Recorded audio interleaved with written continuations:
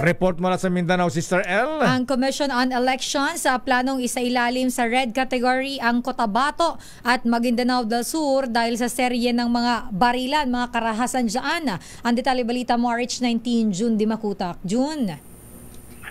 Yes, Sister L, Mayor, may kasagdagang police force na ang dumating sa Cotabato City wala sa Regional Force Company. Isang platoon ito. Estimated na nasa 20 to more than 50 personnel sa mga police na ito ngayon sa Cotabato City na makikita sa mga lugar na o iba't ibang lugar dito sa lungsod.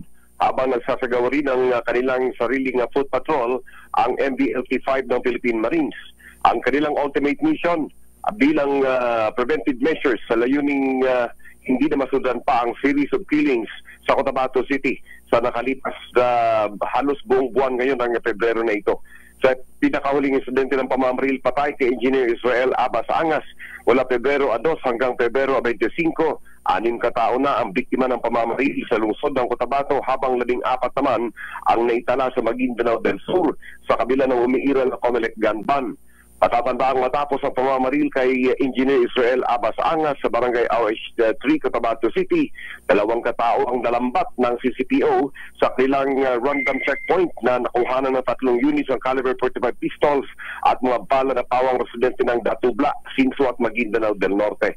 At sa kapapasok lamang na balita, Sister L, Mayor, kasalukuyan nagpupulong na COMELEC Chairperson George Garcia at PNP Chief General Romel Marbil may panukalang isailalim na sa red category ng COMELEC ang mga areas sa Cotabato at ganoon din sa Maguindanao del Sur.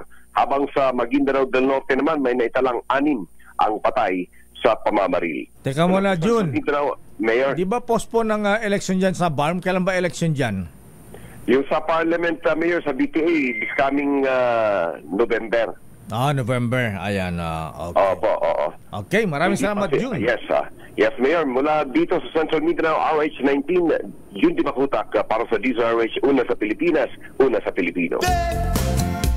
Maraming salamat, June Dimakutak.